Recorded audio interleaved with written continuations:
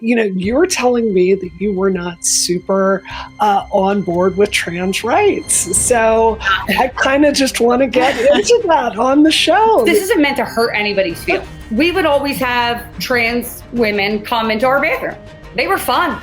We did our makeup in the mirror, right? Like nobody cared back then, right? Like looking at all of you, I wouldn't be able to tell any of you were a man, right? Like, was, whatever you want to say. See, it kind of feels like it's forced onto, like into schools, forced acceptance, right? I wrote a paper defending like civil unions. They shouldn't be in the marriage business in general, like the government. But now I think that's wrong, right? Now I've gone completely to an extreme side, and it's not because my side radicalized me. It's because this trans agenda radicalized me to where I'm like, okay, you know what? We have to shut this down because it's insane. Hey, welcome. Hey guys, Lisa, do I sound all right? Sorry. I'm so sorry. My child just like threw up, and then my husband came and took them out of the house, and I'm like, I'm never normally late, but it's the crazy home from school. You saved our bacon today. Don't worry about it. I'm so happy to be here. Thank you for having me. Yeah. Do you want to introduce her, Sky? Oh God. Yeah, Okay. totally. Yeah. It's okay. It's a light intro. So I'm Lisa. I have worked on the Hill for about 12 years. I currently book as book produced for Tim Pool for his Culture War show and sometimes for IRL. And I've been in politics for seemingly forever. I hate it now. I'd rather just be happy and stay at home mom life or whatever. But here we are. So that's me. I mean, there's not really much going on here. Let me just fix myself. I look so retarded right now. Okay. You look great. You look fine. You look great. So anyway, but thank you for having me. I appreciate it. Are you kidding me? You are one. I think it's so interesting that they're ostensibly progressives that I agree with a lot on policy, but I feel like we've been friends just because we don't have to agree on stuff. And you've always been very kind to me. Really, everybody over at Tim's show has just always been really wonderful to me. So I don't know. I really, we were looking for a guest today. We had someone cancel, and I called you and you said yes. So thank you for coming on. No, I appreciate it. We get along, I think, because it's not in anybody's best interest to like be, arguing or fighting or hating everybody. I mean, there's definitely, I do make outrageous tweets and I'm like, oh my God, I hate liberals. But like, I hate the intolerant psycho ones, like my neighbors that live right next door to me. Like I hate that refuse to say hi to me no matter how many times they say hi. Like I hate those people. I do. Yeah. And I don't really like fat people. But other than that, we're good. I don't think I'm an intolerant liberal. I hope I'm not. No, I don't think you are either. No. So I remember when we were first, you were booking me on Timcast. I want to just get right into this for the first time. You were telling me that you were not super on board with trans rights. So I kind of just want to get into that on the show. Like, what are you thinking? What are you thinking with that? Yeah. So because you know that I have a lot of respect for you, right? Sure. And I'm clearly going to be nice to like everyone. Sure. I want to make this clear from the outset. Like, this isn't meant to hurt anybody's feelings, right? Like, I do think that everybody deserves to be happy and all those type of things. But I come from a different worldview, and I have, different opinions on it. But it doesn't mean like I want anybody to be hurt.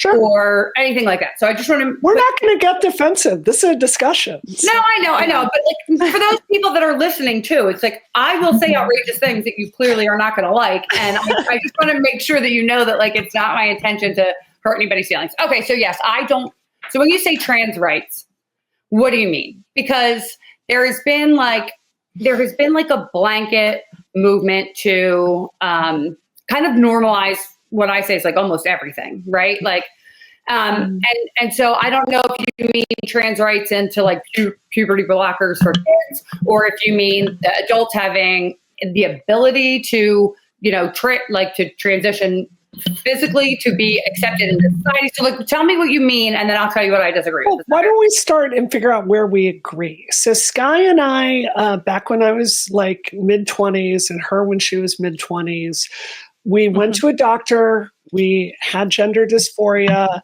we got treatment for it, we transitioned, and we have a life. Like, we have jobs, we pay taxes. It has made both of our lives drastically better. So do you have any issue with that? No, I mean, yes, no, and yes. Okay. So like, I think that when I used to work for a bar, right? Vango, it was a bar back in Philly back in the day. And we would always have trans women come into our bathroom. They were fun.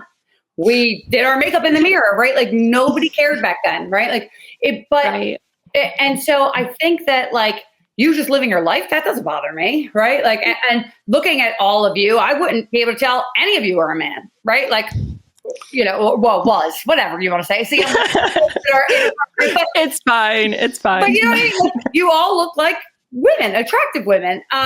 My issue is that it kind of feels like it's forced onto, like, into schools, forced acceptance, right? And then that the really weird, there's weird people that are exploiting it or taking advantage of the situation, like that Jeffrey Marsh guy. Oh my God. Like, total lunatic.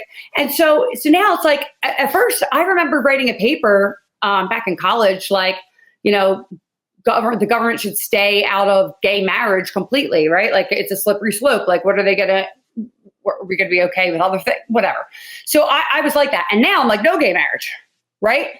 I wrote a paper defending, like, civil unions. They shouldn't be in the marriage business in general, like the government. But now I think that's wrong, right? Now I've gone completely to an extreme side. And it's not because my side radicalized me. It's because this trans agenda radicalized me to where I'm like, okay, you know what? We have to shut this down because it's insane. So let's go through this one at a time. So I'm going to ask a question to everyone on the show. Raise your hand if you think the way we're messaging LGBT issues towards children is reckless and dangerous. Like, who agrees with that statement? Of course. Right. So totally. We all agree with you. I think a lot of the reason we started this show is we saw all these things going off course. Sky and I were on Buck Angel's show the other day talking about how we think a lot of this, like these books they're giving children, like Choose Your Own Gender. No one needed to tell me I wanted to be a girl when I was like a child, right? There's no point in, like, trying to inculcate these children about this. So I think all of us really share that fear, and we're trying to build something to push back on that. If that makes sense to you. Yeah, I think there's something a little bit bigger going on too. Like, even with just the plain LGBT stuff, right? I can't go into, like, Target in Pride Month or whatever in June, right? Without saying, like, I forget what it was like. It was like, be queer, right? Like, up on the thing, or be gay and whatever. And my 8-year-old or 7-year-old, 5-year-old, they can read and they're like, Mom, what's that? Well, I'm not ready to have a conversation with them about sex. They go to a school where, and so, okay, like, I'm all for, like, if you want, no, I'm not all for it, but if you guys wanted to, like, accept the LGBTQ community, like, really wanted to be really just, like, normalized, then that wouldn't be a thing, right? And they're like, oh, but we need awareness, we need representation, we need to be seen. That's asking to be celebrated rather than just, like, accepted as part of the norm. And so, like, then it becomes like, right now I have, like, I had a Betsy Ross flag on my house, and my Wi-Fi had to do with Trump or whatever. And my gay neighbors that live next to me, who I offer my paint to, say hello to every morning, got mad about it. We had a Wi-Fi war, and then they put a trans flag up. But we're across from a elementary school, right? And the playground's there. Now, every kid is looking at that, LGBT trans flag and asking, what's that? It's a rainbow flag. Look at that house, right? And that's a Catholic school.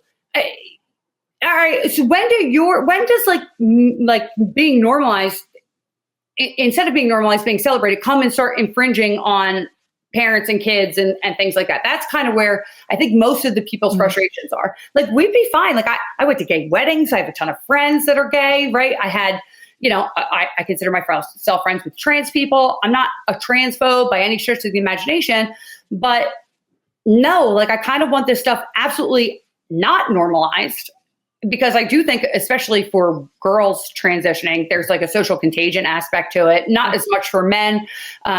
There's, like, the small percentage that actually have dysphoria, but then there's also people that, like, have it as some sexual fetish. That's weird.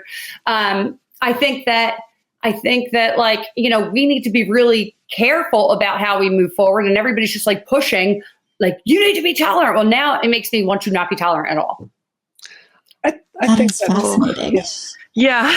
Okay, I have questions about that, right? Because I guess one of the things that I love about America is our belief in freedom of speech. And I believe that people are really very resilient. And, I don't think that if someone sees a trans flag or a gay flag, they're going to be necessarily propagandized into becoming trans or gay. And I think it's probably healthy that kids, even kids, are able to just exist in the world and see a trans flag and ask questions about that. And kids are really quite resilient. They don't necessarily get, turned into trannies or transsexuals just because they see a trans flag. Yeah, you think that people do get turned? Well, I will say this because of that. I will say this: my kids are in a Christian classical school, right? Mm-hmm. And this doesn't even have to do with Christian beliefs, okay? Just in general. Yeah. In this school, they are in third grade and they don't know what curse words are. Okay. They don't even, they have never heard a curse word. They don't know what they are. My daughter comes from a camp and she said, oh my God, they were saying the F word. And the girl's like, what's a curse word? A hurtful word? Right.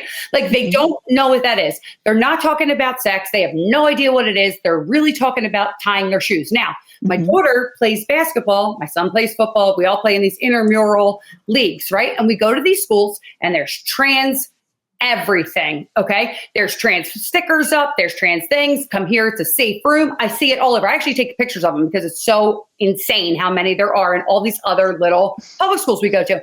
And so my daughter goes, she's at horseback riding camp. And they were talking about like, oh, I think this boy's cute because now she's in 5th grade. And this girl goes, well, I don't know if I'm a boy or a girl yet. And I don't know if I like guys or girls yet. And now multiple are like, yeah, I feel like that too. Yeah. There's like 17 of them in a class of 30 that are saying that, right? And they're starting to feel like that's normal and that's what you're supposed to feel like.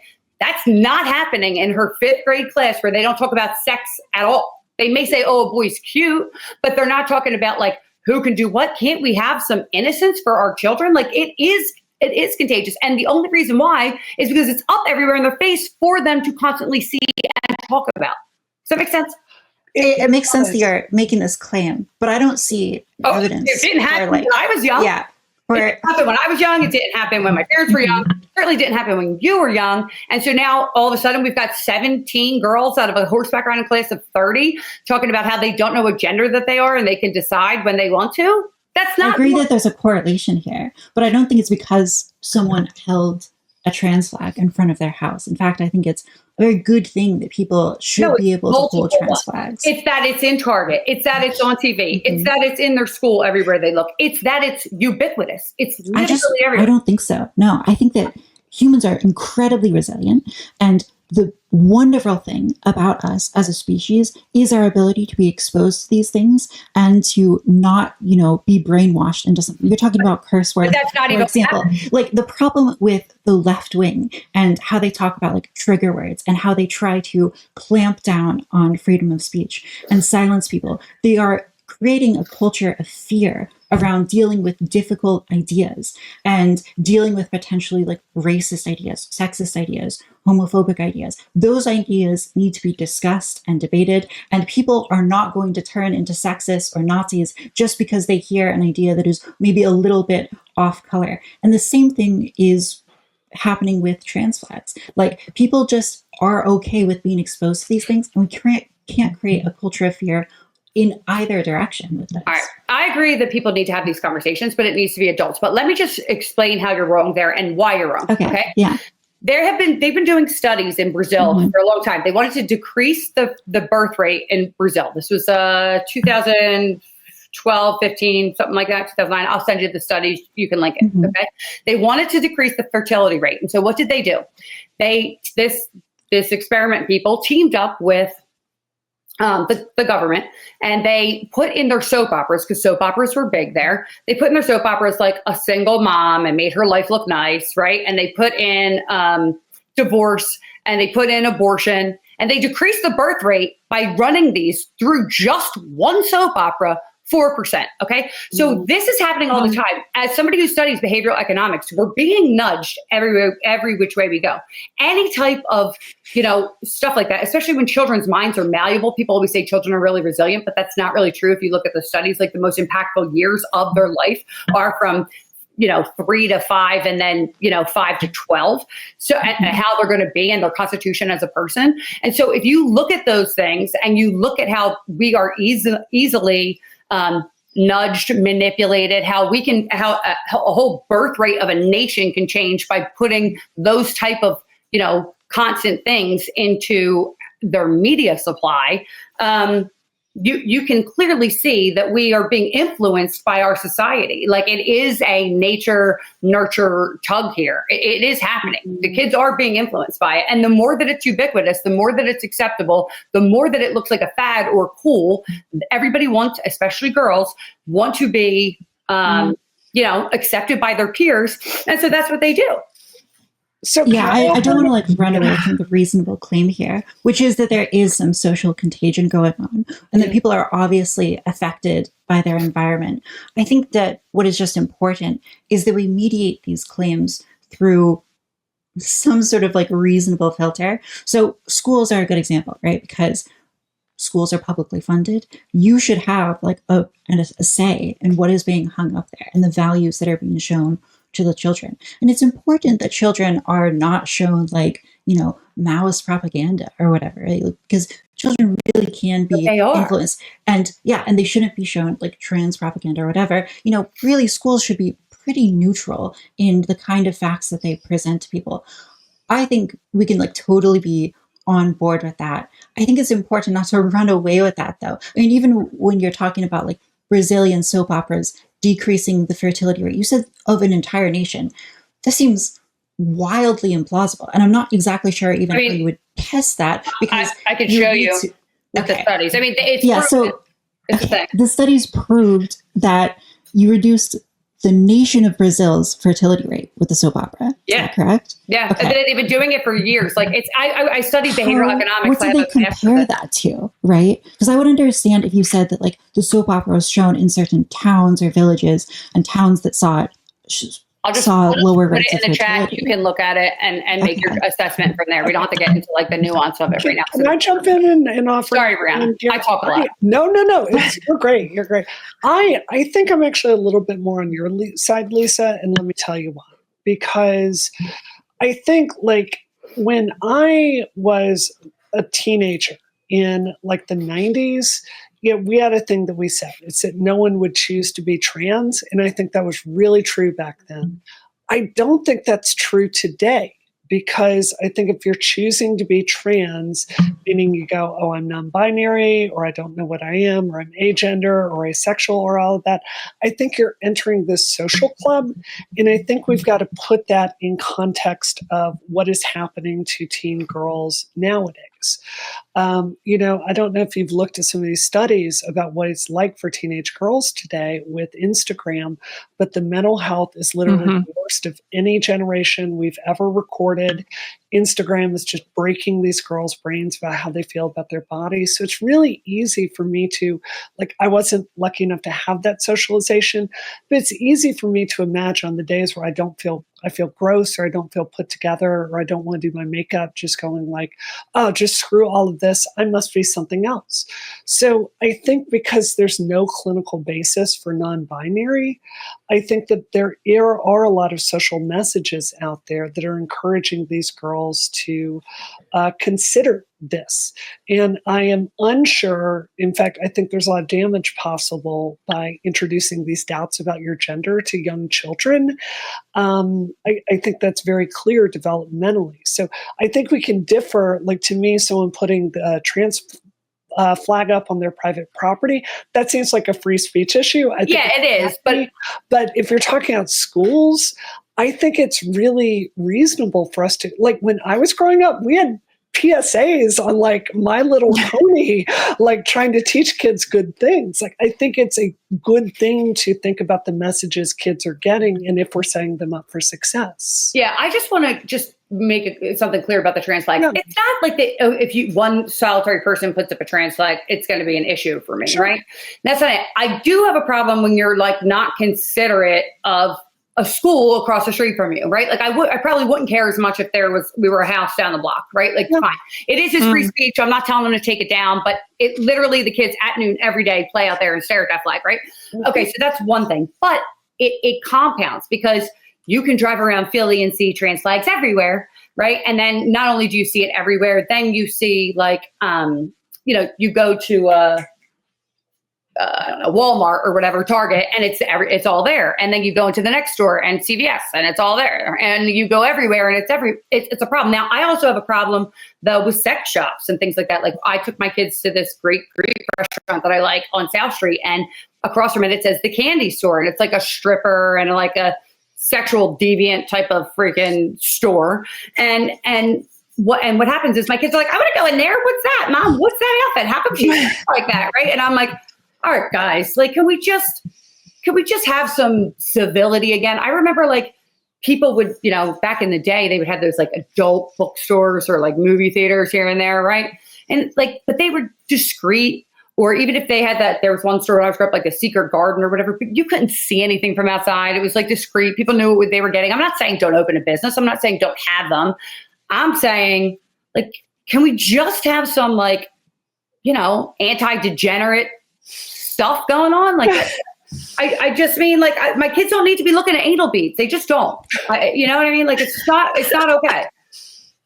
Would you agree with me though that the major vector for kids, like I fully agree with you. I think most of us on this show are integrationist trans women, and what I mean by that is we transition to blend in, to go on with our lives. Like before I went on Timcast, Lisa, I talked to you about how I explicitly didn't want to talk about trans stuff because I just didn't want that. I didn't even know you were trans until months after I know you. Like it wasn't 100%. A thing to me. It didn't bother. Like whatever. What I'm saying is like I transitioned to go on with my life and to not make it the focus. And I think all of us here have a different. It's not your personality. It's not my personality. It's something I wish I didn't have to talk about, except that the fringe has pushed it in a place where we need some normal trans women to speak up. That said, in my opinion, like I'm not a parent, so I could be wrong on this, but wouldn't you agree that like Instagram, TikTok, social media, like these are the vectors getting this stuff into your children? So it seems to me that is the relevant policy arena. It's certainly, you are absolutely right. And that is an issue, I think. And a lot of the responsibility should fall on the parent. Now, I'm in a type of school where there's a no device policy in school or at home. You're not allowed to have them at home until 8th grade. Like these kids are not allowed to be on devices. Okay. And because of that, we don't have TikTok dances. We don't have kids talking about like my kid's not a Sephora girl. You know what I mean? Like we don't have like these trends we're not being affected by them. They're kids living kids and they're, building things out of sticks and using their hands. Now, when my kids play with these other kids, they're like, do you want to do a TikTok dance? My daughter's like, my mom will kill me. Right. So, but the problem is that I know other parents who have the same beliefs I do. I know how they are with their children at home. But once their children get into that school environment, right now they're around other kids who the parents are trying to keep up with the Joneses. They all have iPhones. They all have free access to the internet. On top of the school reinforcing the messages that they're getting from the internet saying, hey, this is okay, this is okay. And then you go into Target and this is okay, and this is okay. And then it looks like it's the cool thing. Look at Dylan Mulvaney. Hey, if you want to be super famous, say, what's it like to live like a girl for day 1, 2, 3, 800, and look how fast you skyrocket. And it did happen, right? So to say that it's not happening to kids is just, or that like they're malleable is just not true. The decisions that they make when they're that young. I mean, I've still made decisions when I was 12, 13, 14 that haunt my life still to this day. To say that like we're malleable or we're, resilient is kind of like, I don't know, giving kids a little too much credit. I mean, your frontal cortex isn't completely developed in your 20s. Can we be fair here? So anyway, I just think that it's just not valid and it needs to stop. And so if you want to know why people are so turned off by this when the gay community was making so much inroads, is this. It's too much. It's too much. Yeah. Well, I think ultimately it comes back to like where power should be. Like, I think it's really important that we put power in the hands of parents like you to make sure that you are controlling what your children see. And I'm glad we talked about TikTok as well. Like Brianna is mentioning that when children are exposed to these worlds where they can totally immerse themselves and get like all of their information from a social media source, which is, maybe has a hostile power, meddling in it, making sure that kids are seeing things that are not so good. That's really bad. And so children are not able to make responsible decisions necessarily about what information they see. So it's really important that we protect them. And I think that starts with the parents because the trans discussion is so horribly toxic. And like, it'd be one thing if when we put up the trans flag, it represented something like, oh, when you're an adult, you have agency over your body and you can do what you want with it. That's one thing, right? But a lot of times when we're putting up the trans flag, we're saying that like, if you have any kind of gender deviancy as a child, you need to start on a medical pathway of hormones to eventually transitioning. That's probably much worse that the trans flag represents that.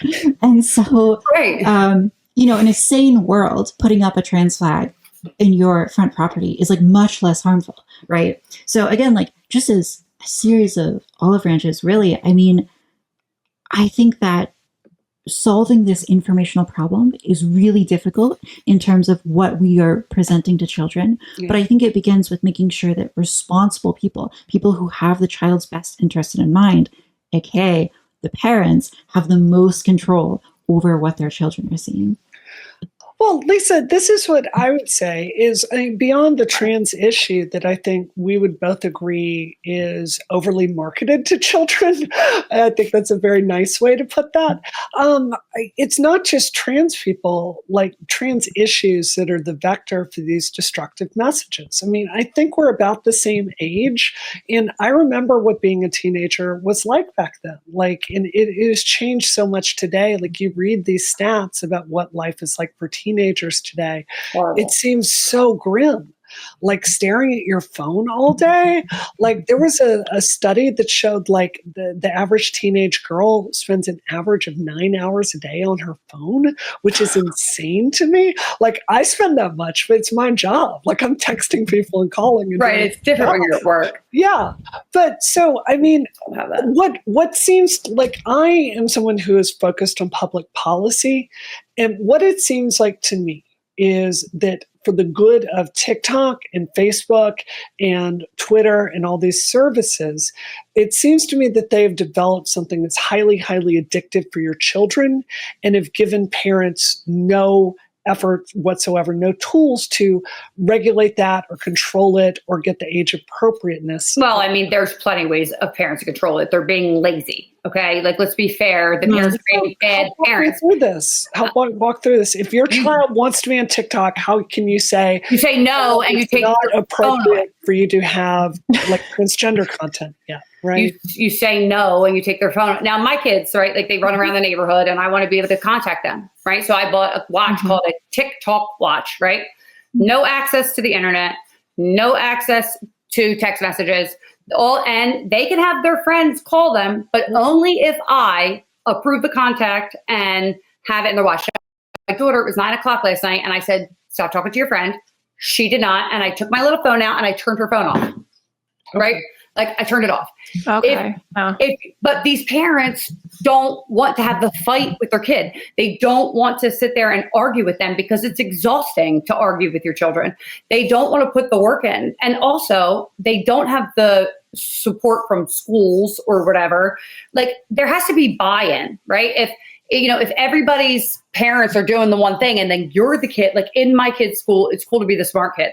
My daughter comes home and wants to do her homework because it's the cool thing in school to do the homework, right? It's peer pressure. It's just the wrong peer pressure. So I would have a lot more fights with my children, I'm sure, if they were in a public school. I'm sure that it would be way harder for me to deal with that. I get some of it in the summer when they're doing football and camp. But I'm talking as an aggregate public policy. It seems to me that giving parents more control over what their children are seeing in these algorithms to make sure it's age appropriate it seems to me any like efforts to regulate they should just ban them. No, they should ban children from having phones because there is not one positive study that says it does anything positive for them at all. If anything, the statistics all point to that it's extremely negative. You as a parent should get fined if they see your kid scrolling around or having a TikTok or being on the internet. That's like literally how I think. I'm turning full on authoritarian because because like it's getting to the point where there's nothing good comes out of it. They're not learning anything. They're not doing anything productive there. If anything, it's only a means to get them in trouble and depressed. And God forbid some kids make it out. I don't know how. But yeah, it's all bad. There's nothing positive from your kids being on the internet under 16. Nothing. It would certainly improve my experience of X if I never had to see a 14-year-old's opinion on that website. So it's not sounding so terrible to me. Yeah, it's really not. It's just inappropriate for them to be there. And it's inappropriate for them. My daughter hears my political conversations, right? And she'll come to me and she'll say something. I'm like, this is not for you to discuss, right? Like this is an adult topic. You should not be discussing this. You shouldn't even know about this. She asked me, she was talking to me about abortion the other day. And I'm like, Olivia, I'm like, we're not doing this. You're not talking about abortion. You shouldn't even, no. She's 10. Okay, maybe if you're 15, but your brain can't even comprehend at that age, like really what it means to cut a baby out of a uterus. I mean, like they don't even understand death themselves because they run across the street still without looking both ways. So death isn't permanent to them in the way that it is to an older person. So like they couldn't even get it to begin with. So I don't understand, like parents should be way more involved. You know what should happen? Women should stop working and they should be at home taking care of their children if we really want to know what's going on. But like that could be hard for us. I just want to say. Yeah. Here's a question for you. So I see a lot on the left. They're like, oh, you guys are transphobes, right? Or that you hate trans people, or that you wish we didn't exist, right? Or like you don't want us to exist. I hear this language all the time. I think there's an eliminationist project. Yeah. So I don't think that, okay, here, did anybody before, like, I mean, Brianna, you're older, I'm 43, right? So before the last 5-10 years, did you ever have a problem going into a women's bathroom, ever? And it was always legal for men to be in women's bathrooms. That's always been illegal, okay? Depending on the state, but it was less of a flashpoint, I think I would say. But nobody was ever concerned about that. It was not a concern. If anything, I feel like all this, highlighting and begging for acceptance and stuff or whatever, or tolerance or what you guise it in, which is, to me, I see it more as celebration, is only actually hurting you more. Now we're talking about bathroom bans when it was never an issue. At least for passing people. You're preaching to the choir, Lisa. Yeah. But you see how conservative my views are, right? Do you guys feel like I don't want you to exist? No. I don't think that's your political project. I think that there is a political project out there to push us out of public life. Like the ideology, yes. Well, we started this show because we see these excesses and we want to push back on this, right? We're integrationist.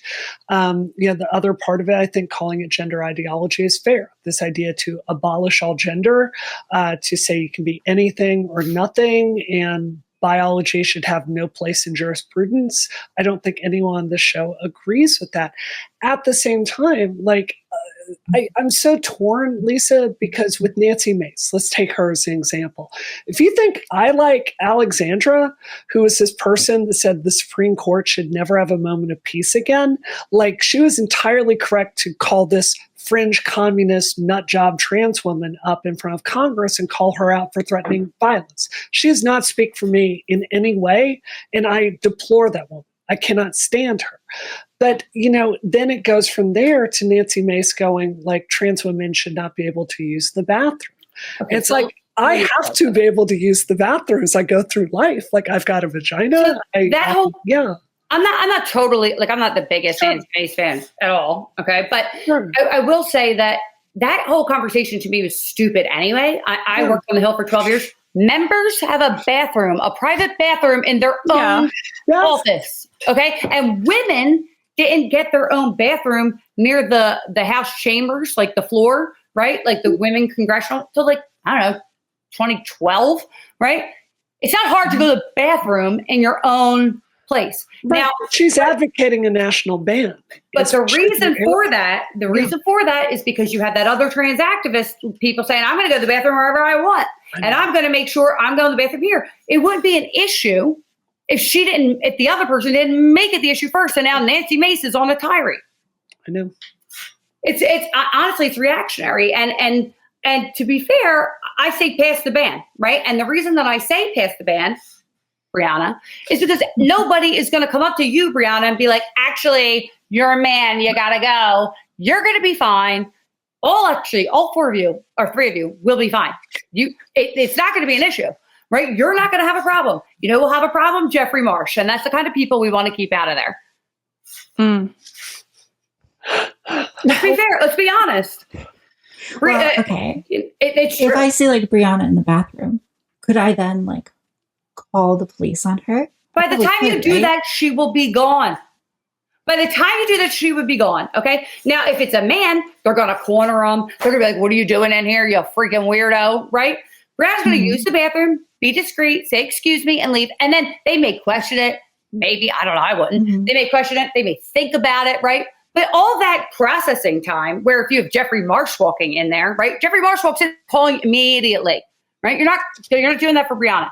And now, not only that, every institution, right? Like you can go to Walmart or Target, like I keep saying, they have family bathrooms. You could totally go in that family bathroom. Doesn't matter where you are, right? There's not going to be no place for you to pee. It's just not going to happen.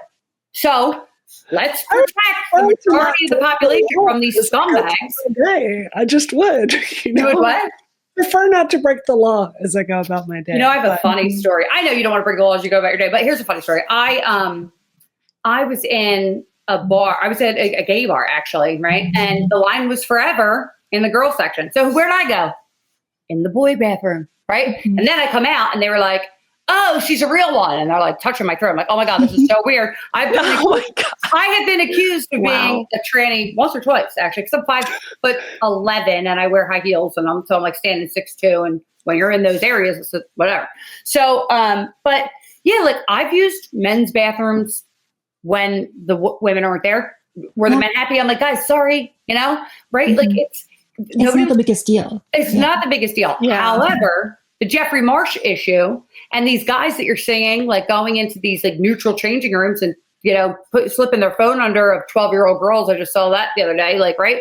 Like these are problems. And I'm sorry, but like, no offense. You guys are the very, very real trans people are the very, very, very minority here. And we have to protect the greater good of this society and children. And above all, like if it was just adults, fine.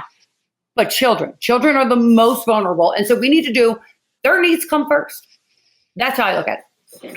Yeah. At the end of the day, I don't think it's like the worst thing ever if I'm forced to use a men's restroom. But you wouldn't be. Like you're saying, well, maybe, but also like what you're saying, like sometimes I have gone into the men's restroom, especially because sometimes it's just a single stall, right? And it's just like there's a male on the door, but it's like it doesn't matter whatsoever. And that's the case for like most gas stations and stuff. Right.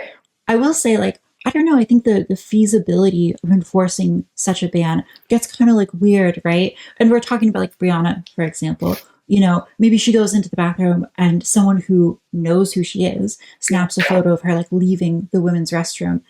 I think under a bathroom ban law, she could very easily be charged under that. They can't do that. So, it's illegal to take pictures of any person in most states in a bathroom. So that's... I mean, like leaving the bathroom. Yeah. Or like maybe like entering it. So like, you know, before she's actually... Yeah, they can't prove that you're even doing that then at that point. But, you know...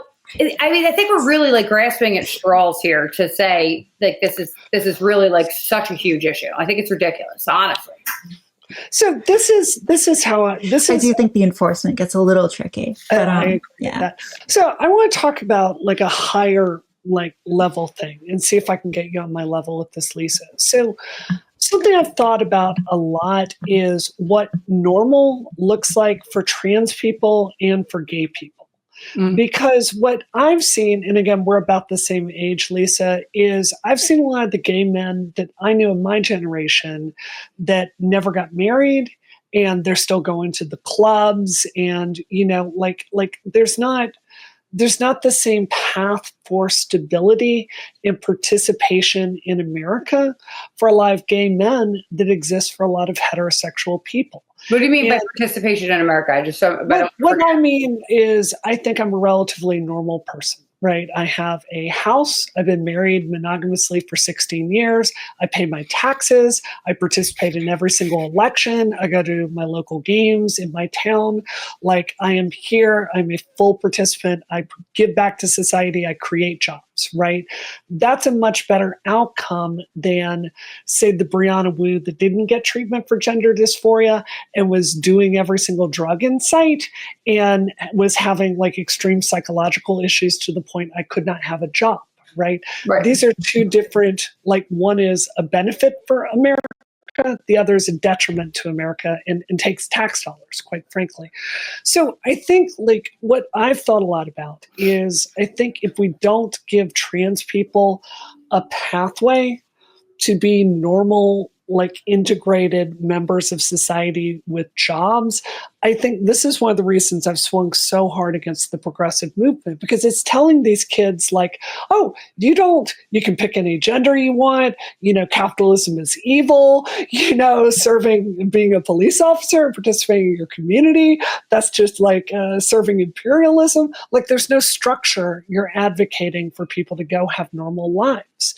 So I think if, like, you're making trans people be more outlaws, I just don't see how you get to this ideal I think all of us want, where someone can have gender dysphoria, can go to a doctor, can get treatment for it, and then can get married, can have a job, can be normal. Here's the deal. But you did all that. You're in a living example of having done all that. It may have very well been difficult before. It was very difficult. Before any of this, right? Yeah. So you were able to live your life. I think probably now more people wonder if you are trans or not than they probably did 5-10 years ago, if I would have to guess, right? So your life is intrinsically harder at this point. Way worse. When these conversations and these policies weren't even up for debate. These were not in the national media, right? There were no gay marriage laws on the books, right? But that was a little longer than that, but not that much longer. Yeah, our budget fell wasn't that long ago. Yeah, but my point is that actually we don't. If we want to see it, and I'm sorry if I offend anybody here, as a mental health crisis, a mental health issue, which is what I think it is, right? That people should have treatment for their mental health issues. And I think that's all I think that it should be. And if you want to, like, get married and live your life and do all those things, you did it. You already did it. So like, I don't see why there's such this push and like, oh, they're going to take away our trans rights and stuff. Like, no, can we just like leave it the way it was 10 years ago? Like, I would love that. I mean, I don't know what else you want to do, because I feel like you're actually worse off with more advocating than you would have been prior to that. Well, you're absolutely right. I mean, I said nothing and the crazies took over. It's Jeffrey Marsh and all these Dylan Mulvaney and all of that. It's gotten to be like now we don't like. I come from a Christian point of view, like a background, right? But I try to look at what do I think is like pursuing truth, goodness, what's good for society. I think that if you're like a slave to your desires, then you can actually never be free anyway, right? So like, just like people who smoke cigarettes, like I'm a slave to that cigarette. Like I'm not free to smoke them. I have to go out every half an hour, right? Or if I'm addicted to a substance, or I have to have that alcohol drink or whatever, right? I'm a slave to that thing. And I think that people are so caught up in, like their identity and themselves and what their rights are, that they're not free because they're so focused on that. If you look at anything, everything is rules-based. And I heard this analogy the other day and I thought it was like brilliant, right? There are rules that have worked throughout time, throughout society, and they're somewhat pretty rigid, right? Like there's man, woman, child, family, nation, whatever. Okay, so all those things, the way it is. If you were, say, you really wanted anything you really cared about, you loved, you wanted to do, like play golf, right? Golf is an example. You say you love golf, you want to really play golf. You're going to learn everything you know about golf, but you're not just going to go up and hit the ball any way you want. You're going to get a pro to say, hey, what are the dimensions? How do I hold my shoulders? How do I hold the ball? You're not just going to go swing however you want and think you're going to be a great golfer. No, if you stick to the rules and the formulas and you abide by them strictly, then you're free to actually play the game of golf, right? You're actually free to do the right thing. So if you have right now we have like this hedonism kind of thing, like do whatever you want, live your truth, live whatever. It's actually putting more constraints on you, even though you think you're free to do whatever you want. If you actually live within tighter binds of some structure and some society and some things that are true and good, then it is that at that point that you can be free to do good and live a good and prosperous and healthy life. And see, that's what I feel like you did, Brianna, right? You did it within the constraints of what was around you, and now you're fruitful from it. Now you see people that are transitioning. They're not sure what's happening. They're not sure if they even want to. They're talking about going back. It wasn't a hard process for them, right? It was so easy that they're making mistakes about it and they're switching back. I think that you're freer than any new Gen Z millennial. Well, we're millennials, but trans. I think those kids are trans. I just don't think a lot of them aren't. Yeah, no. So that's what I'm saying. I think that people forget that rules exist for a reason, and actually by living by the rules, that's how you obtain freedom and success and all the things that you really want in life. That's why we all believe in like medical safeguarding, right? Like going to a doctor, making sure you actually have gender dysphoria. We think this, or at least I think this progressive political project to say, like, Lisa, you could go down to Planned Parenthood today and get on testosterone if you wanted to. I think that's insane. I totally could. I actually worked for Libs of TikTok, right? Really? And I used to, okay, it's fine. I used to write articles for them. I actually felt bad about kind of doing it sometimes. So I would call hospitals, and I have some recordings of it. And I would say, hey, I have a 13-year-old or a 10-year-old and they want to transition. They're like, okay, just go get this note. And they would tell me the doctor to go to. And that doctor said, yeah, we can set you up. I'll give you a note. Then you can go back. And they were ready to put my 10-year-old daughter, Olivia, she was 9 at the time, I think. And I was using her age and her birth date, but with a fake name. And they were ready to put her on puberty blockers and start doing like breast augmentation and stuff, like, preventing that crazy. At like a really young age. I think I can't remember if it was Chicago or somewhere out there, but I still have the recordings on my phone. And I almost felt slimy because I felt bad to the people, like, I don't know, I felt bad for the people that were answering the phone. Like, I'm like, I gotta get these people fired, but they're doing really bad things, and they really are. I mean, we all agree on that. I think we do, at least. But It's not like I don't want anybody to exist. I think it's a small part of the population. I don't think that's your mission. Yeah. I do think it's some people's missions. But I'll let some other questions I know, I'm sorry. I talk so much. Go ahead, guys. No, it's good. I don't know if you've ever heard of G.K. Chesterton, but he's got this great metaphor, Chesterton's fence, where you're walking in the woods and you find this fence and you don't really understand what it is. And so you tear it apart. And then later you find out that actually that fence had a lot of meaning and a lot of value. And I think we've done that over and over with so many things in society. And you see that especially among progressives and liberals who are taking these traditional institutions and values. And because the value is not obvious immediately, you just throw it out. But the result is that trans people and gay people are in some ways more lost than ever. Like you are saying about freedom, where when you have in your mind a vision of the good and you deeply understand that and you pursue that, you end up with a life which is far more fulfilling, in a pleasurable way than if you were to just pursue kind of sensual bodily pleasures, because that ultimately destroys the body and enslaves your mind to substances or, just to bad habits. And so I think you're hitting on something very deep, very true about how people are pursuing life and how people are creating values. And I would love to see the progressive community and gay community try to connect a little bit more with things that have been tried and tested and proven to be very effective over time, rather than throw everything out. So it is a deeply tragic situation, I think.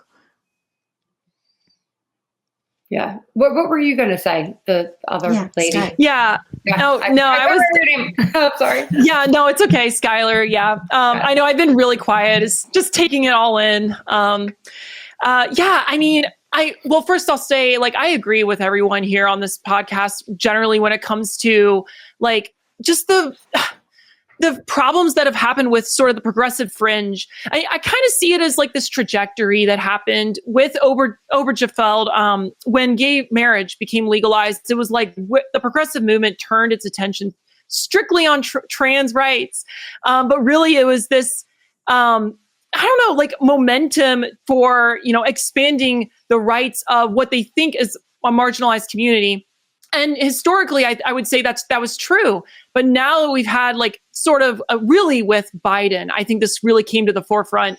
And it really woke me up when I saw Title IX coming through, the agenda on that to put, I guess, gender identity, which is like a whole nother way to really structure law around something that is much more amorphous. You just identify into versus biological sex, and what that would mean for females, for natal women, and just like how that would just take away their opportunities when it came to the whole sports thing.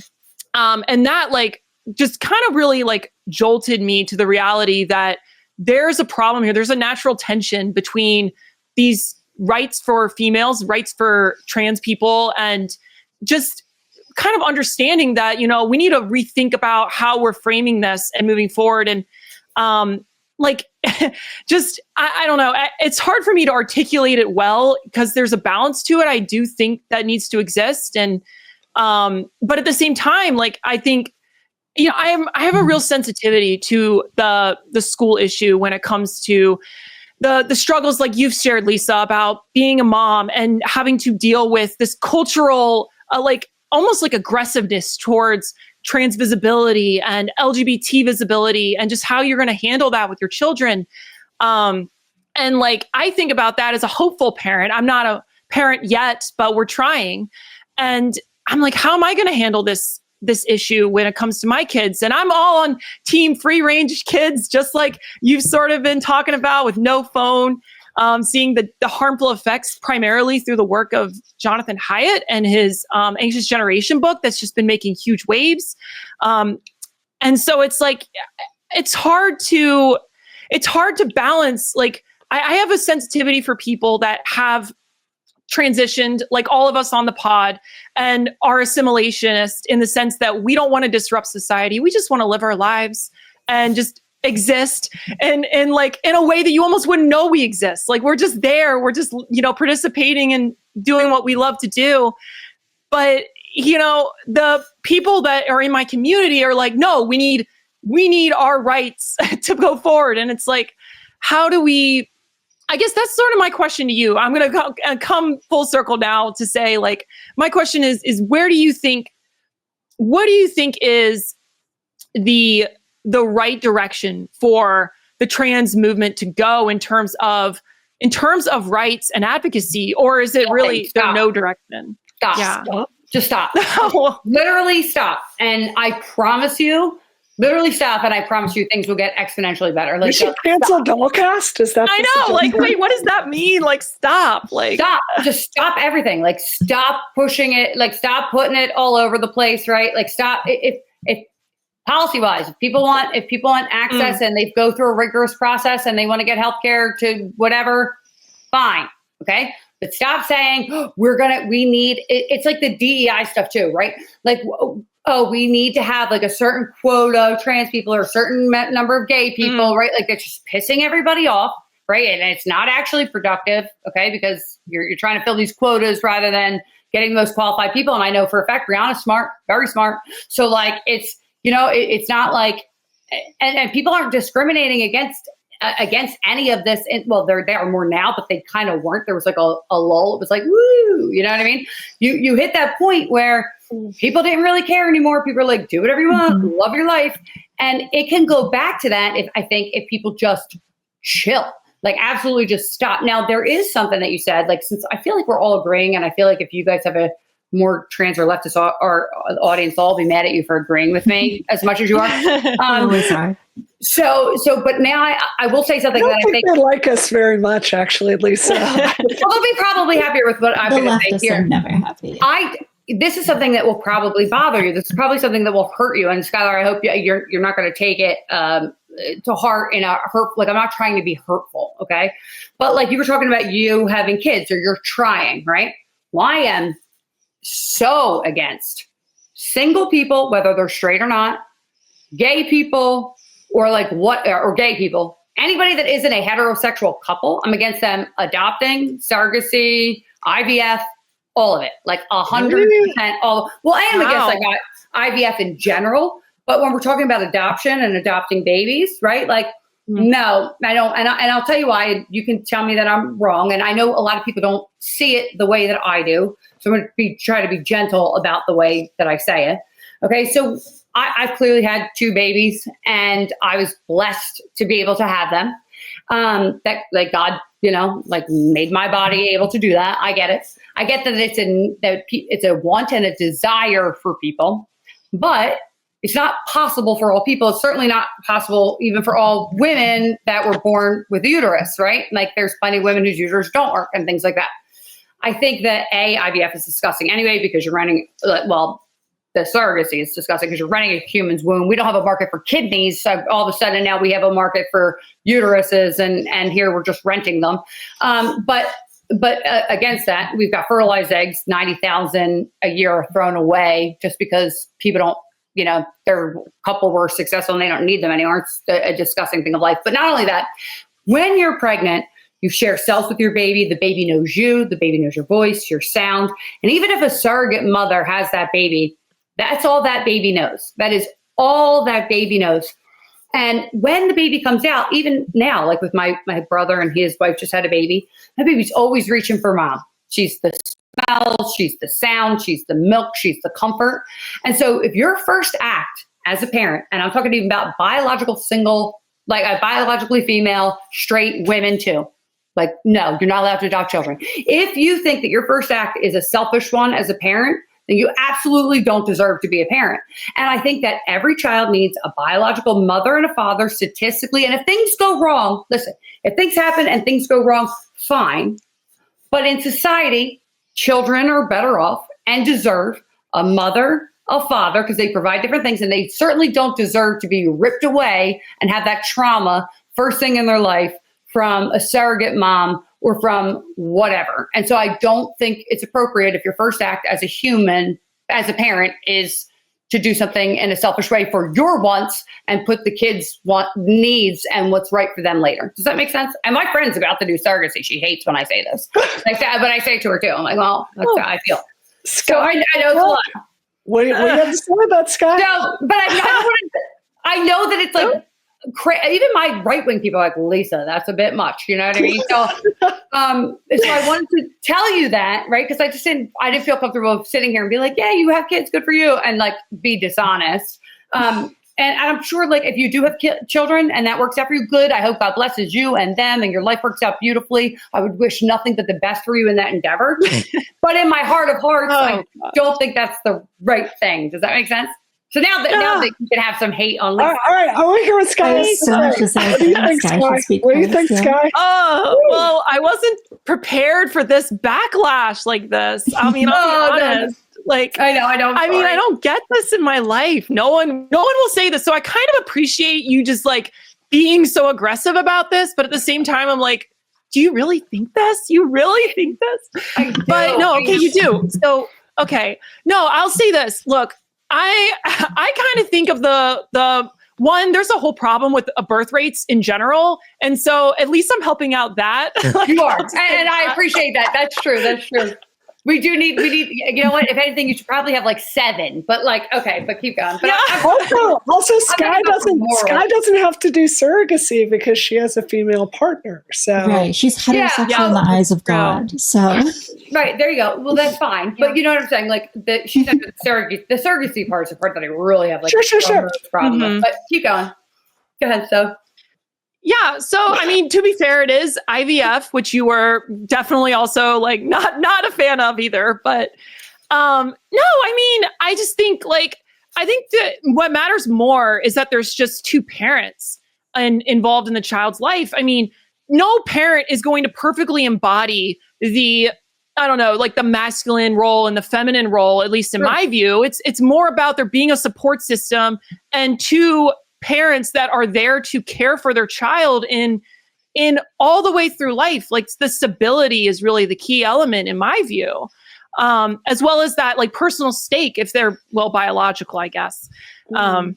But even adopted, I would say no, like I am absolutely a fan of adoption and I don't know as much about surrogacy to be perfectly honest, but okay, so let me just clear something up when I say adoption too. I'm not talking about adoption coming from like foster homes, okay? Because just so we're all clear, that's like very rare. Most of the kids in foster care can't even be adopted out, okay? And the ones that are usually older. But I'm talking about right now in this country, for every baby that is born, that a baby, like infant, that a mother was to give up like right away, there's like 30, I'll go on the easier side. It used to be 36. It's around 32 heterosexual families, right? A male and a female that want to have a kid, right? And so everybody's like, well, gay people should be prioritized. And Catholic Charities is now not going to, I think it was Catholic Charities, one of those Catholic adoption agencies was getting pushback from the government because they're like religiously, we facilitate these adoptions and things, and we don't want to give them to gay couples, right? And the gay people are like, no. And then there's other agencies that are doing the opposite, that are prioritizing gay couples only, right? And so there is a lot of trouble when it comes to these things, like for these newborn children, in like, okay, well, if you have 35, like normal, no offense, normal, like, you know, not normal. Standard. You don't have. Okay, you know what I'm saying? Like in the distribution, you know what I mean? Like a bell curve, okay? You know, 35 heterosexual couples doing, and I'm not saying all of them are going to be good parents. I'm sure some of them are going to be abusive or horrible or get divorced or whatever, right? But you want to give the baby the best options to have a good, normal life. Now, gay people actually, when it comes to adoption, they usually have more money. That's like what the statistics show. And so they have better schools and things like that. That is true. But I think that it also sets them up for, you know, a little bit of an emotional life of hardship. Oh, I have two dads, or I have two moms, or I'm not normal because of this. Like I know a doctor surgeon woman who has she adopted a white daughter and a black son. And even at 5, she was having issues because he's like, how come I don't look like you, mommy and daddy? And when he went to daycare, he would only want to play with like little black kids. And like, she was struggling with that. She's a wonderful parent. This kid's having a great life. I'm like, not saying anything like that. Like they shouldn't race, fix, adopt. So I'm not going crazy. But like, I'm saying that people forget that these things come up and that they're traumatic to the child. So the child's mental well-being should be first. I got to push back just a little bit. Yeah, thank you. Through Catholic Child Services. What was that? I was adopted. And one of the things that happened to me is my right-wing family, who, by the way, if I'm thankful for anything in my life, it's the values that my right-wing family gave me. I think the reason I've had a successful transition is because of ideas like personal agency for my decisions, not waiting for some utopian government to come along and provide an answer for me. There's a ton of stuff. And I think it's not a coincidence that everyone on this show has a little bit of a conservative streak to us from our family background. But that said, you know, when I came out to my family, they disowned me that day. And I don't think that's right either. Immediately afterwards. And, you know, it was really, really bad. And I wish to God that I'd been adopted by like a gay couple that would have understood me and had not like have done so much psychological damage to me every single time I liked something that was feminine. So I hear what you're saying, but I think there are a lot of use cases where there are gay parents that are very helpful for this. Oh, I do. Like I said, statistically, you know, it shows that gay parents are fine. I'm saying that, like, I think that anybody can be abusive. I think there's plenty of abuse in the right wing. Look at the Catholic Church alone. Look at the priests, right? But look at teachers just in schools. I mean, there is always going to be a percentage of abuse no matter what way you go. My thing I'm saying is, given that aside, right, give the kid the best chance all around should be the priority there. But this is, I think this is my frustration with your way of thinking, Lisa, because this is what I think. I think we all agree on this show that the left wing has kind of taken ownership of the entire trans issue, right? And have put it out there with a lot of messages that aren't just bad politics. I think it's not leading to a happier trans community. What I want to see is a conservative movement that doesn't treat trans people like we're disposable and doesn't treat gay people like they're disposable, that says, like, look, we're the force for stability in America. We believe in family. We believe in police. We believe in military service. You know, we believe in structure. But you had all that. Success for it. I don't think we ever have, but I'm saying, like, I'm urging you to not say, to give up on this, because I think we need those messages now more than ever. I just think that, like, I feel like that was all. I'm not giving up on, like, any, you know what I mean? I am very fringe, and let me tell you, my IVF stuff that's never going to be policy, because it's so, to everybody else, it's so insane. Okay. But I will admit that, like, people are like, Lisa, like, no, but I don't think anybody's entitled to children at all. Like, I just don't think that. I'm fringe there. Like, fine. Like, I'm fringe there, but I don't think that, like, I don't think that anybody is trying to, I mean, there's so many gay people that I know, like a ton of them in the Republican Party. Like, my friend David, there's conservative aunt that, like, I just saw him. I didn't talk to him, but, like, I saw him this weekend. There's, like, so many there's, like, I could list, like, I just named 2, but 100 gay people that are in the conservative side. And let me tell you, I will say this about the Conservative Party. It's almost, like, weird. It's like, if you're gay or you're black and you're a conservative, or you are a Democrat and you were a conservative or a Latino and you want to be a conservative, you are like, oh my God, we're going to put you front and center. We love you. You're the best thing that ever happened. It's like, it is like that. If you believe that, like, things should be normal, like the log cabin Republicans do, the Republican community will welcome you with open arms. And because they have such a strong hold in the Republican Party, like, I don't understand what all the fuss is about. Like, those people, like, gays against groomers and all that, like, there's a huge right-wing gay community that nobody talks about, like that, I think that the left completely forgets about. So I don't think anybody's giving, especially not the right, is giving up on gay, whatever. They just want all the insanity and the constant visibility stuff to go away. And I think the only reason to do that is to have a better message and engage. Like, this is the same mistake that the progressives are making. They respect our message. They moralize it and say this is right, and then they won't engage with people with different ideas. What I want to see is a conservative movement that comes out and says, look, we understand that trans people exist, but here's our public policy solution for it that has structure, that treats people with dignity, that gives them a path to jobs and a successful life. That to me, that would be a conservative movement that would be very appealing to a lot of people. But politically and policy wise, like, I mean, how would that even look? And I say this with, like, all due respect, right? So if you have right now, you know, there's access to medical care. Should you get access to free medical care? Should you have access to feminization, facial surgery? Because let me tell you, I could use some of that, right? I think it's gorgeous. No, I'm just saying that, like, I would love free plastic surgery too. Would benefit. Anybody, right? Exactly. Theoretically, yeah. Theoretically, right. So my thing is like, what are we actually a pathway to jobs? I mean, Brianna, like, you are a smart woman, and I don't know about the other women here, or, you know, whatever. Like, you guys are all working, rocks, right? Like, yeah. You know, we all have jobs. Yes, y'all have jobs. Y'all have health insurance, I'm sure, right? Mm-hmm.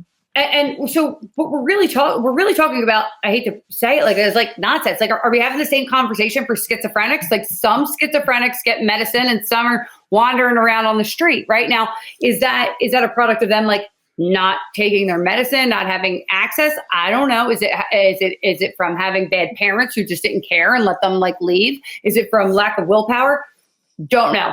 But there's no campaign for like, we have access to schizophrenia, yeah. Having good jobs and things like that. I think you're making a good point, which is that like we have all sorts of mental health issues, but there isn't like an ADHD flag that people are putting in front of their house where like school children are sitting, right? So it's like trans stuff is very unique in that in one sense, people want it to be like a medical issue and they want to advocate for it on that basis, like saying, you know, trans people need to be invited to women's sports, otherwise they'll kill themselves. Like, life-saving healthcare, right? So people will make those claims, but at the same time, people treat it like a lifestyle kind of thing that you would just celebrate publicly and do all sorts of things, which is really not what we do for medical minorities.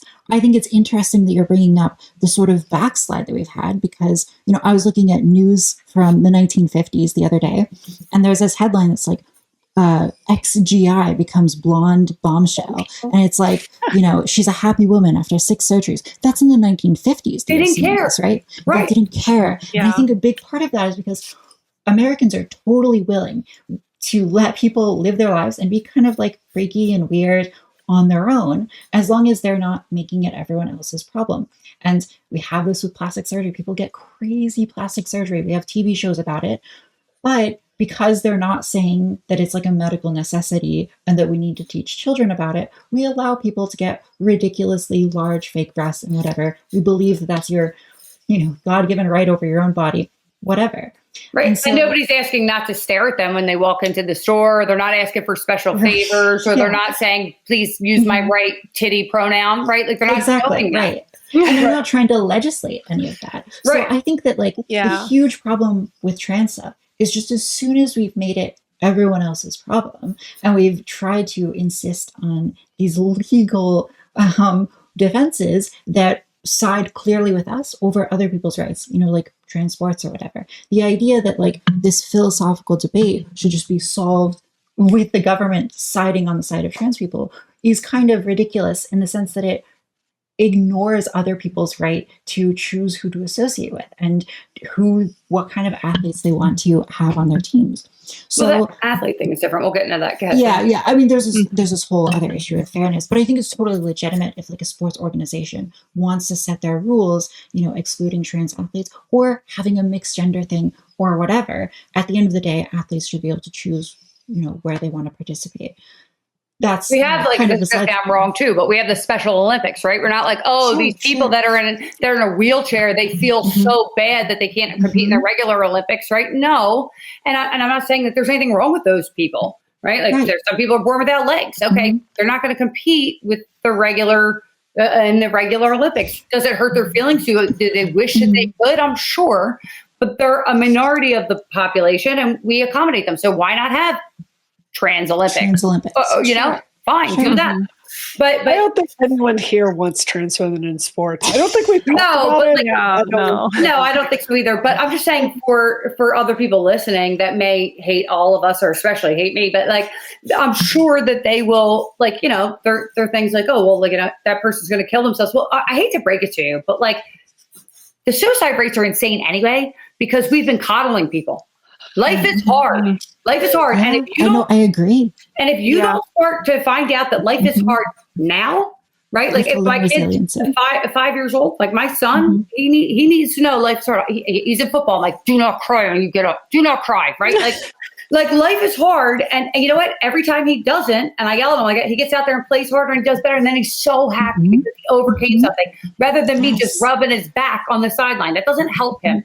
So he learned to overcome. Correct. He learned resilience. And so the more that these people are like, oh, they're going to feel bad or they're going to kill themselves if they don't, whatever. No, it makes it worse. No, right? it does. And I'm not saying for like extreme cases like Brianna, I understand that like you were saying that like it was really hard for you and there were dark times for you. Don't you think you're so much of a better person for overcoming all of that? Don't you think that that's like, I don't know who believes in God or what, but God gives you a cross to bear. I do think that God probably made people gay, right? And everybody has their own, I have my own very difficult crosses to bear. And so being trans or being gay or being born and not how you feel in your body is actually a gift. It's an opportunity, right? To you know, fight things, fight natural urges, fight yourself and come out of that bigger and better and stronger and a more complete human. And if people are not looking at it that way, they're saying, just love me and accept me for me how I am. But you see that with, 700 fat pound obese people, love me, accept me for the way I am, but you're dying and it's killing you. It's the same thing. Like, we are way too lenient on people mentally. I think about this a lot, Lisa. Like, who would I have been if I hadn't been born with gender dysphoria? I'd probably be another racist Mississippi redneck working Caldwell banker like half the other people down there. I would not have had a life where I was invited on the Timcast, for instance. So I can appreciate that. But at the same time, there is a Republican project right now to make my life much, much harder, to dehumanize me, like, constantly. Oh, I'm telling you, like, publicly was the worst thing I ever did. I deeply regret doing it. My friend runs American Principles Projects, one of those organizations that I'm sure that you would say is part of that, right? But I honestly, I think you're looking at it wrong. The Republican Party is reacting to what your party did. The Republican Party is reacting to that. And it's a natural reaction to not lash back, but like to say, hey, this is out of control. That's because it wasn't that way. So it's not that the Republicans have an agenda, it's that the Democrats have a problem pushing it so far. You should be going are lashing back, right? Yeah. Like, but that will stop. See, because but that's a reactionary force, the harm is the catalyst, it'll stop. The whole reason we started Dollcast is to push back on this stuff. Like, I know. So you're doing the right thing. But my point is that you're saying that there's a whole Republican faction dedicated to that. I said there's a political project that is actually in the right and the left to make my life much harder. Okay. And to denigrate trans women nowadays. It's not good for me psychologically to have strangers analyze. Like, I've had more gross comments about my vagina from gender criticals than anything any man has ever said to me in my entire life. It's gross. It's so dehumanizing. And I think there is a cruelty that has been awoken there that is not successful. And just one more thing I want to say. Here in Massachusetts, we have a law that if you have health insurance, they will then go and get you help for gender dysphoria. So something a lot of trans girls do here in my state is they can actually go work at Starbucks for a year and a half, and they will qualify for health insurance, and then they can go get gender affirming surgery. And I like this a lot because it's saying to someone, okay, like, unemployment is such a huge issue with trans people not having jobs or having a direction. And it's like, here's something you want, a goal, and we'll help you, but you need to go participate and be a productive person for a year, and then we will start moving you there. And I think that, to me, this is a good example of public policy that's treating trans people with dignity, but it's also asking them to chip in and develop some skills along the way. It's really surprising to me because I used to think that once vaginoplasty was covered by insurance, that the trans community would be much psychologically healthier. It's actually, as best as I can tell, in a lot of ways, the opposite, because these girls go out, they have a $3,000 copay for a surgery that is very, very difficult, and it doesn't get them in any direction. They're not picking up job skills. They're not learning how to integrate. They don't even have to go out into the real world for a year to get a lot of these surgeries. So what I'm saying to you is the original standards that you're saying you want to get back to, those were a compromise between liberal values and conservative values. The Benjamin standards of care were looking at this entire system and saying society is going to be thinking about this and the patient needs this. Here's something right in the middle. So I wish you wouldn't write the entire political project off, because I think we need those senior voices to help people like the three of us turn this entire ship around. I think that, okay, I see what you're saying, but shouldn't that just be like a blanket?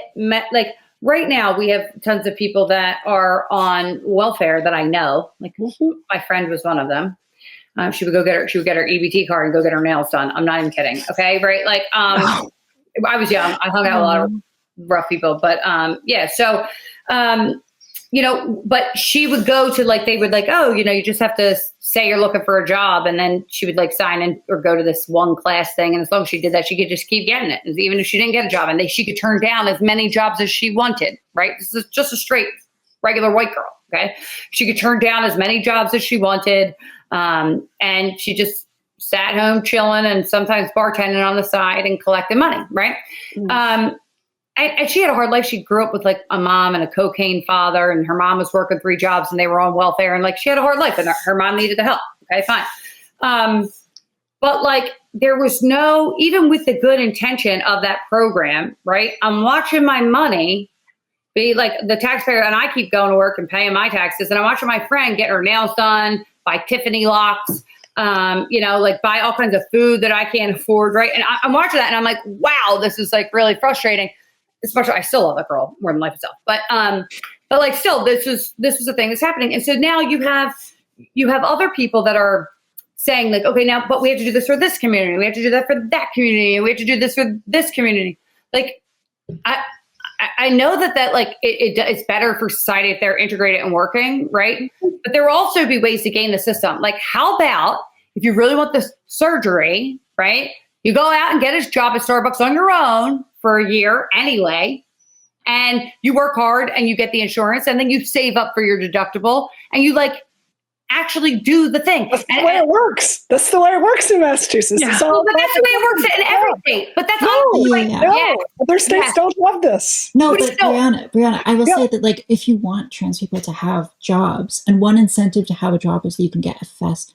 That's just every job. Like any job that you get will get you money that you can save for surgery. Yeah. So like, let's say we get rid of insurance covering FFS, then there's more incentive to succeed for trans people, because they don't just have to work like a 1-year Starbucks job. They actually have to get like an engineering degree and then like contribute a ton to society in terms of value. So I feel like if the goal is to have trans people, integrate and have profitable jobs and stuff, seems like the insurance thing around Starbucks is actually disincentivizing that. Do you think so? Yes, because like, let's say I'm a trans woman who has the ability to get like a job as a programmer, right? And I want to get FFS. I might say to myself, well, it'd be way easier to get a Starbucks job. Oh. And when I factor in insurance paying for FFS, which might cost like $75K, and I get like a 1-year Starbucks job, the effective benefits might be like $100K, where 75% of that is just the health insurance. Mm-hmm. And so I'm being incentivized to get the Starbucks job rather than like go out and get the programming job, earn tons of money, and just get it that way. This would be better for society. To be clear, you could also do that in Massachusetts with an engineering job, and you could get FFS that way. So what you're just trying to say is that insurance in Massachusetts, insurance is mandated. Just like anytime you have any type of insurance, it's covered. Okay. Well, a certain type of insurance, but yeah. Well, okay. I mean, okay. Well, that's kind of like different, but like, so even with that, right? It's kind of like how Obamacare was supposed to be great and it drove up our prices for everybody and it made it like all works, right? The more that you like mandate types of coverage and things like that, the more expensive it makes them. Not only that though, but we have these hospitals that are making kids forever patients or making trans people forever patients, right? Like this is like trans care. Forever patients. I mean, I take estrogen like everyone else my age does. No, but no. If you look at like even there's undercover video of it. I don't remember if it was Philadelphia Children's Chop or another one, but they were like, look, guys, these surgeries and stuff, they're making the hospitals a ton of money. And I'll send you the undercover footage and all that about what they've said. How are we forever patients? Like I take $10 of estradiol a month, and I take $10 of levothyroxine, which is a thyroid drug that has nothing to do with anything. Like, right. I don't know what drugs or anything that you have, but there's a lot of people that are having these surgeries. They're having complications, they're having hormone replacement that lasts forever, right? And like they're doing that. The hospitals and stuff are incentivized to actually like make us all sicker and whatever. That is kind of like they're there to make money. So even now it's just kind of like school. So the moment that the federal government, right, started subsidizing federal student loans so everybody could go to school. And clearly everybody thought that that was a better idea if everybody was college educated, right? But the moment they did that, tuition, like the schools, raised their tuitions by 400, 700%, right? Because they knew that they were federally guaranteed and backed, right? And so what that inevitably wound up doing was actually making it harder and more expensive for everybody to go to school. And it wound up putting people in more debt by federally subsidizing these loans. And so I kind of see it, and I'm not saying that it shouldn't be covered, but I'm saying like this ubiquitous type of like, making it super affordable and whatever for everyone actually only drives price, like backed by the government, only drives prices up and winds up will hurt the community even more. Well, the other thing, part of that is the bureaucracy. So when you get the government involved in the schools, now suddenly there is a strong incentive from the government to make sure that schools are following all of these bureaucratic standards up to and including the enforcement of like progressive policies and, hiring policies and enrollment policies. And so you get these really weird, pernicious effects. I think you probably see that in the trans healthcare too, where you get the government involved in this sort of thing. And now there's an incentive, there's a political dimension to it, right? So now you have these governmental bureaucracies trying to make sure that the clinics are following the progressive agenda, and no one feels comfortable speaking up about maybe ill effects of HRT, whatever it is. Basically, as soon as you take it outside of the competitive market, the actual results, they matter way less. And what matters is trying to appeal to the government donors. And the government donors oftentimes have viewpoints which are not super conducive to actual flourishing. They're conducive to political aims. Oftentimes those aims are progressive because lots of bureaucrats are progressive people. So you just end up with all of these deeply, deeply pernicious effects as soon as you start involving the government. It's like that old saying, the path to hell is paved with good intentions. And I think that I do see what you're saying. And I'm like, but if you really like flesh it all the way, like keep going to its like most complete ends, usually doesn't look good when the government gets involved with anything. And that's why I said, just stop, because I swear life will get better if everybody just stops. I think just mathematically, like, I don't want to say how much money I make, but the amount I pay in taxes a year is non-trivial. And like, there's a large difference in how much money I made like before I got FFS and how much I make today, like when I can integrate and go about my day much more easily. Like it was actually a really good investment for the Massachusetts, like not that it did pay for a single dime of my healthcare, but if it had, that would have been a really good investment because they got so much more of that money back in terms of jobs created and taxes that I pay. But you are an anomaly. Like, I hate to break it to you, but like, you're an anomaly. You ever see a lot of these people that like transition, and even if you look at the studies, even after they do, they actually become worse off. Okay, like there's studies that show that, and they're not. An anomaly? Sky and Tap are an anomaly? I think they're no. Like, listen, statistically, you are minority. I would say minority. Minority, right? Well, and say outlier. Outlier, fine. Whatever. Don't judge. I'm not trying. I'm trying to. Yeah. The point is that like, a lot of people. This is like, it's a multifaceted mental health problem. Maybe for you, this was it. Right? Maybe for Skylar and anybody else, right? Like, this is pretty much your thing, right? But other people have compounding things. And so they think this is going to be their catch-all. And then when they fix that, they're still miserable, right? I think that just in general, I think that another thing that we have is like an obsession with, this is going to sound crazy too, here we go.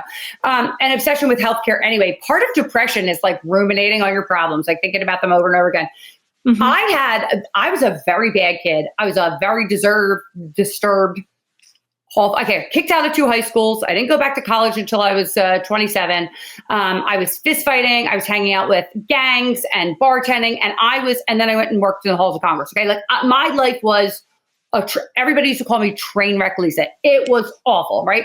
Even now, my brother was doing. He went to see a patient, and the lady's like, "Oh, I used to work at the school," and he goes, "So, did you know Lisa Reynolds?" And she was like, yeah. Right. And right. Like, they hated me. I was horrible. Okay. But my parents, you know what they didn't do? They didn't tolerate it. They said, there's nothing freaking wrong with you, right? They were like, you don't have borderline personality disorder. You're not bipolar. You're not ADHD, which maybe I was, right? The point is that they were like, we're not doing this. You're going to have to learn behavioral coping mechanisms to deal with all those emotions and things that are making you lash out and misbehave. And I say to my brother all the time, like, how did we make it out of certain things? Or why are we like this? Like, why is my life like, how did I not become a drug addict? All my friends, I have like 25 friends dead, right? Heroin, the girls that I was hanging out with were smoking crack. I'm not even kidding. Like, this was, my life was insane. And I didn't become a drug addict, and I didn't become, I didn't need to go on psych meds, even though I thought I did. I went to therapy and I'm like, oh my God, what's wrong with me? And then they gave me a million diagnoses. I got diagnosed as like literally clinically bipolar. And I'm like, how? I don't have manic episodes. I'm not depressed ever, like ever. I'm just, I don't know, grumpy and a lot. Like, I have a lot of emotions. So like, and then they took it away. They were like, you're not. But like, my point was, like, I was attention seeking for that. I needed some validation that I wasn't getting from my mom, or I wasn't getting from my peers, so tall and skinny and awkward, right? Like, we all have these things to go for, but because my parents would not tolerate me ruminating or me being depressed, they were like, oh, enough of this, right? I made it out. And I think that the more that we give in, right, and not make it so easy to say, oh, you have depression. I like I said, on my kid's football field, a 9-year-old girl is talking about how she has anxiety. You don't have anxiety. You're 9. You're 9 years old. Nothing happened to your parents. You're not abused. You don't have anxiety. You're 9, right? Like, there's these kids and they're having these conversations about mental health problems at 9. No, the harder that we make it to be mentally ill, I hate to say it like that, right?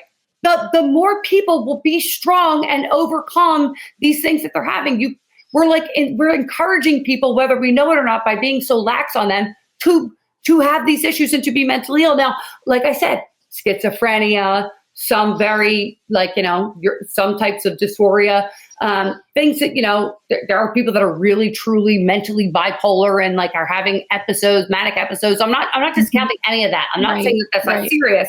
What I'm saying is, if you make it easy to excuse your behavior, I wasn't those things, but it would have been easy for me to excuse my behavior, to go be put on these drugs. This one doctor, when I was underage, put me on Paxil. Now we all know the side effects of Paxil are terrible, right? Like suicidal thoughts, bad behavior in kids.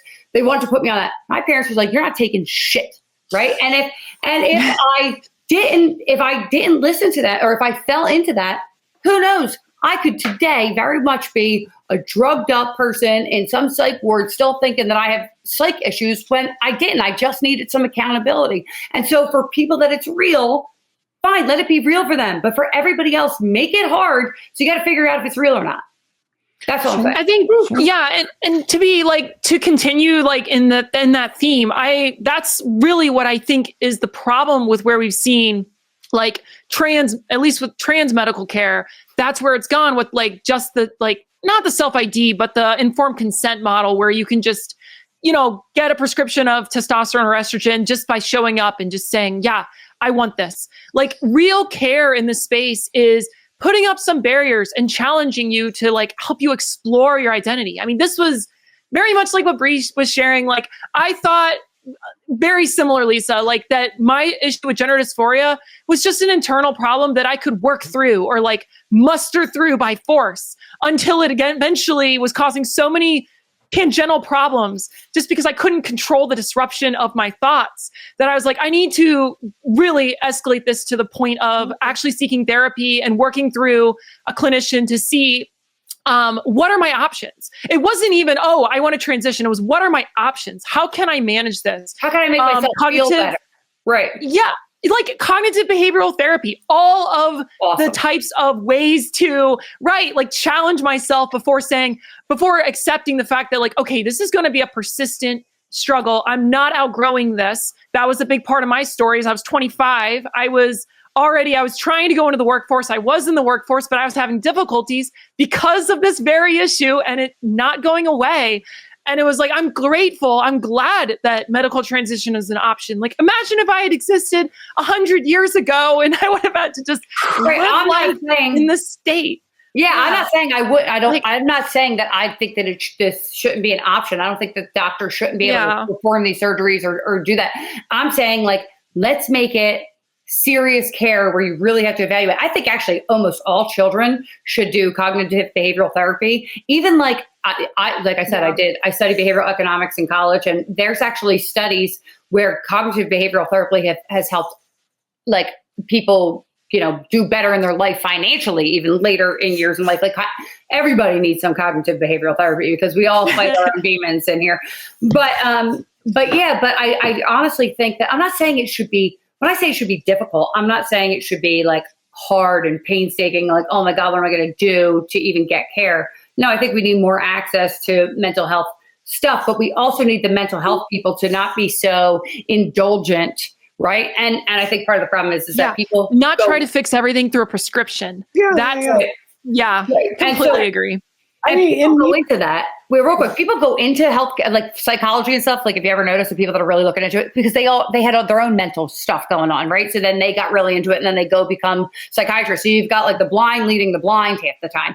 So and it statistically, like, it's true. So there has to be some rigidity, and that's why I think some should exist in society to push back against this, right? To weed out the people that aren't really suffering for real and that can be, healed in other ways. But for the people that need to be healed in this way, okay, I don't think anybody's disputing that.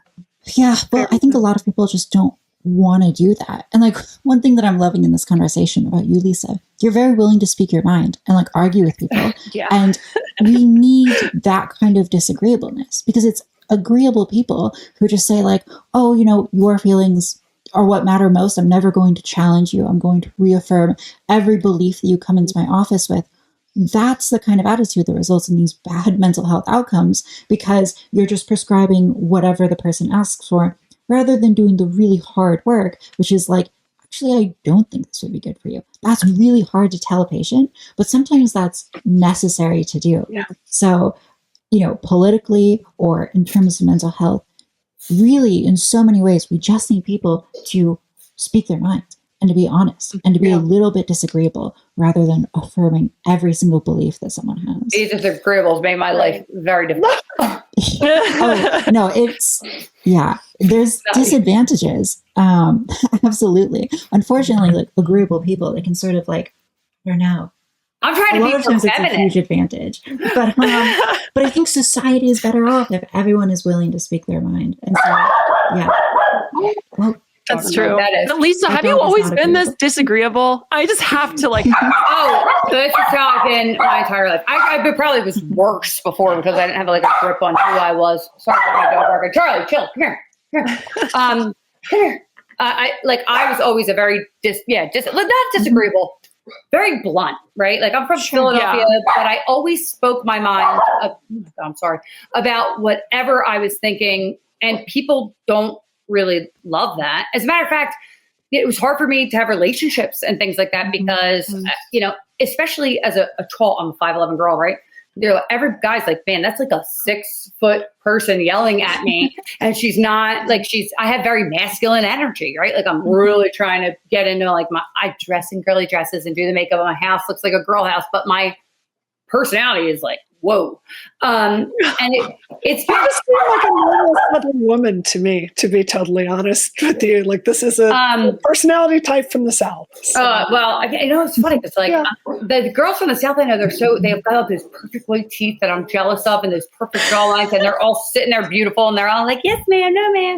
I love them. But I think it's a Northeast thing, but out of all my friends and stuff, they were always like, Lisa just says whatever she's thinking. And a lot of people used to call me crazy. I got called crazy a lot, the crazy Lisa, train wreck Lisa. And a lot of that was because I would say exactly what I was thinking and they didn't like it. I'm like, what the crazy part is that you're all thinking it. Like whatever I was saying, it'd be something that they would all be thinking, but I said it out loud. I'm the problem.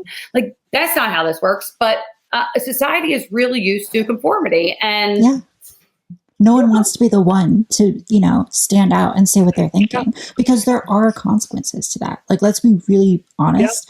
That is painful to do, but it is the people who are willing to do that ultimately break down, the mores of society that hold us back. They're the ones who point out that the emperor has no clothes. So yeah, I don't know. I feel like I am also very much this way. And then I'm totally unwilling to just say something for the purposes of agreement or just have a smooth conversation. Like, I need to dig into the truth there. Yeah. And so that probably also needs to happen with mental health stuff. Truth seeking is like important, but I want people to know that I come at it from and I think this is where a lot gets lost in translation on both sides. I think that I really believe in my heart that the left really believes that they want to make the world a better place and they want everything to be good and happy. I really think they think that. I think that I had a class one time, a human rights class, where we were all fighting. I was the only conservative there. And they were like, Republicans are evil, Trump's evil, Lisa's evil. And I turned around, I'm like, yeah, well, who wants to partner with me? Like, my life isn't easier by doing this. It would be easier just to agree with you all, right? But I'm being honest.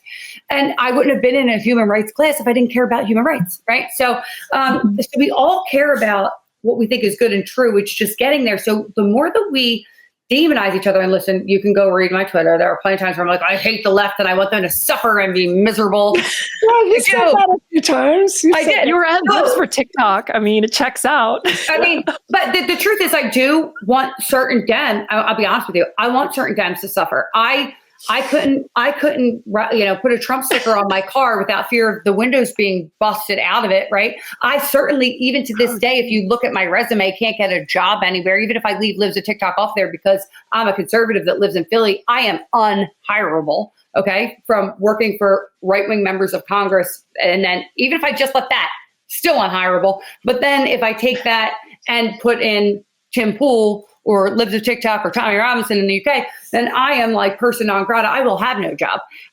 So there are consequences here. But what I think is that the left thinks that we hate them. And I didn't before. I used to write these long essays when it was cool to write on Facebook. I would write these things about how we need to approach the right approach the left from a compassionate side and really talk to them and not what. And then I just got banged against the head. And it got to the point where I've been called a bigot, a Russian Putin prop, whatever. I've been called a bigot, a racist, a homophobe. I've been spit at. I've been threatened. My kids have been threatened. All kinds of stuff has happened to me because of that. And I'm thinking I want you to suffer just like I did. I'm only human and I want to get back. Okay. So to the people, to the leftists, the progressives that did that, or the progressives that want to push this nasty stuff on my kids. Yeah. Do I want you guys to suffer? No. Do I want them to suffer? Yes. So I just want to make that clear too. All right. I got an appointment downtown, so we need to wrap up. I've got a couple questions to ask before we bounce. The first is, are the three of us invited to Lisa's girly lunch the next time we're all in town together? Yo, I will. Let's do it. I'm totally down. Let's hang out. I am you can see this is who we genuinely are. If you denied us healthcare, we would not be happy people. You can see that, right? No, but I'm not trying to, I'm not saying people should be denied healthcare. I'm saying that people, we shouldn't be mandating these things. No, I feel you. Yeah, and I'm saying as far as us just getting along as fellow citizens, I mean, you can see this is who we authentically are, right? Yeah, absolutely. Yeah. That's why I want to be honest with you about the kid thing. I appreciate that. Yeah. The second one is a question we ask everyone on the show. It's a little bit edgy. That's okay, guys. Are traps gay? Are what gay? Or what? Are traps gay? Is it gay for a man to be attracted to a trans woman? Yes. Oh, yes. God, come on, guys. All right, so here's the deal. Okay. If you look at if you look at you ladies and a guy's like, oh, that's a really pretty woman, right? Okay, that's not gay because they don't know that they're whatever. But then if they say, okay, well, I want to have sex with you and you pull down your pants and you have a penis, then yes, it's gay. Then it's a little gay. It's definitely gay. What if you've got? No, then it's still gay. Really? Still gay? Yeah. Yeah. Because it just is. It is. Because it's not I hate to say it, it's like not an authentic vagina. If you want to be, okay, it's queer. Maybe we'll put it that way. I don't know the real term. I think of it as spicy question. It's heterosexual. bisexual. Spicy heterosexual. So that's better, but it's definitely not. Let's just say it doesn't have to be gay. It's definitely not straight. If they have a vagina, if they still have a penis, gay. They have a vaginoplasty in the middle, too gay, but not straight, and that's it. Is that fair? Okay. We ask everyone. We're trying to survey everyone's opinion. Questions. Like, guys, if there was a woman and she got a penis, a phalloplasty, Mm-hmm. and whatever, then and I wanted to, like, that would be gay. Yeah. Oh, real quick. I'm gonna tell you. Can I tell you one quick story? Yeah. Quick story. This girl I knew. This is what I say is really wrong. This girl I knew. She's really cute, heavier set girl. Had a problem dating. She was going on dating apps. First date ever. She finally gets somebody to, like, whatever. She matches with this guy. She meets him a couple times. He's studying to be a doctor or whatever. And so she gets her first kiss. She comes and tells us, and he's like, oh, I'm having surgery this week, but I'll call you after. And she's like so happy about it, right? He was a she who was having surgery, never told her. So her first experience as a woman, getting her first kiss as a heterosexual girl from what she thought was a man, was actually a female, and that was wrong. So that needs to stop too. Yeah, you probably need to tell people at the very least. It's very misleading, and it was really traumatic for her as somebody who didn't even get her first kiss till 24 anyway. Oh. Like, and let me tell you, this had whole beard. He looked like a man to me. You know what I mean? I was like, oh, he's cute. I said it, right? You got to disclose that, guys. Like, that has to be a disclosure. I'm married. This problem is many years past me. So. Well, you know what I'm saying. I'm not saying I'll leave it to the next generation to fight this battle. But since we were asking those questions, I wanted to tell that story because I felt so bad for that girl. But anyway. And men are such, like, visual creatures. Like, they will look at, like, a curvy piece of driftwood, and if it looks like it has boobs, they'll, like, get horny for it, right? And so, like, men are just, like, they don't really care if it's, like, actually a woman they're looking at. If it's woman shaped, that's enough for a lot of them. And I think that's probably a very straight quality to have. And then I think what you're saying is, like, when the pants come down and it's no longer just like the image of a pretty woman, that's when it becomes a little bit gay, which I think is in everyone that we've asked this question to, that's like the standard answer, I think. Yeah, I think that's fair. I mean, whatever. So any other questions for this? That was really the most important question. Yeah. Record about that. Well, I appreciate you guys inviting me, and I'm sorry that I talk so much, but that's you're delightful. You were great. Yeah. And I really enjoyed, like, this conversation. We should, you know what we should do? We should have these type of conversations. We should do it on the Culture War. We should have, like, all three of you guys and have these same type of conversations. And I think a lot of people aren't having them. We should get somebody who disagrees with you guys a little more. You know, you guys can be the middle people. I'll be the strong other way. And then, you know, they can be the ones pushing up saying that I'm, like, the worst racist bigot ever. But I'm not. So it is what it is. But I appreciate it. It's always fun when you can fight with someone. Like, actually fight and, like, enjoy that. Because it's so rare to meet someone who can, like, debate with and then come away from the debate being like, well, that was fun. Like, I'm glad we had that interaction. Most people cannot handle that. So. No. But you guys are great. Well, I appreciate being invited. Anything else, Brianna? Because I'm like, thanks for coming on. I gotta go downtown. So, all right. Well, best of luck to you guys. I love you, and I hope you all have, like, happy, healthy, and good luck with kids or whatever. Thank you. Lisa. Yeah. Bye, guys. Thanks for coming on. Thanks.